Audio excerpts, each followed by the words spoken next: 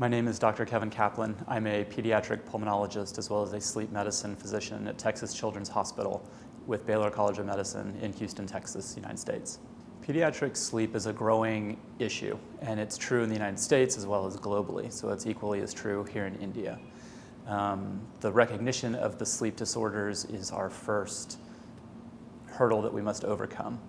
One of these things is we have to educate our care providers, whether it be family members, whether it be government officials, whether it be other physicians, in order to start looking for these problems so that families become more aware of them.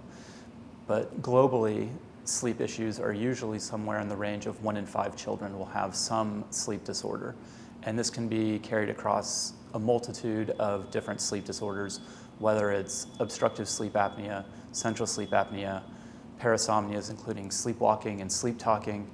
It can include things such as narcolepsy or difficulty staying awake during the day.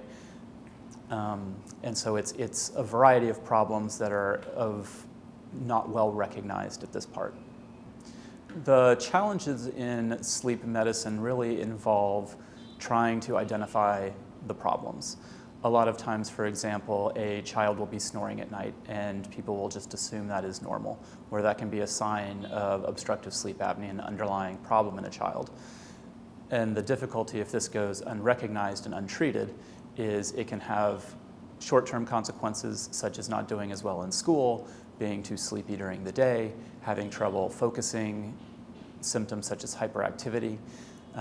But over long periods of time, it also increases health risks such as weight gain and diabetes, hypertension, heart disease, and even some cancers have an increased risk if your sleep is not efficient. In the US, sleep medicine is an emerging field, and it's true for adults, it's true for pediatrics. And one of the challenges that we're facing, again, everywhere is education. And so we have been successful in the States as far as educating schools and identifying this as a problem, because just in the States as it is here, children are often spending hours and hours and hours studying and doing schoolwork and then extracurricular activities, and it involves so much of their day that children don't have enough time to sleep at night. Part of the education that we've made an impact in is the schools have recognized this and they will start letting the children arrive at school later and having a later school start time.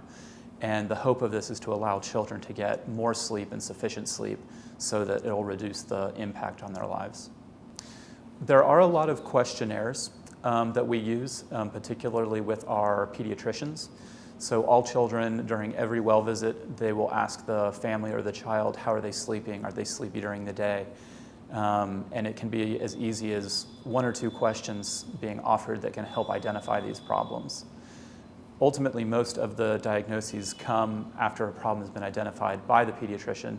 Then they're sent to us as a specialist, and we will then work to make sure that they're properly diagnosed, whether it's by ordering further studies, potentially blood work, or just obtaining further history. The way forward, really, it has to start at the most basic and grassroots level. We have to build education, we have to build awareness. Once that falls into place, we have to have providers who are able to manage these illnesses.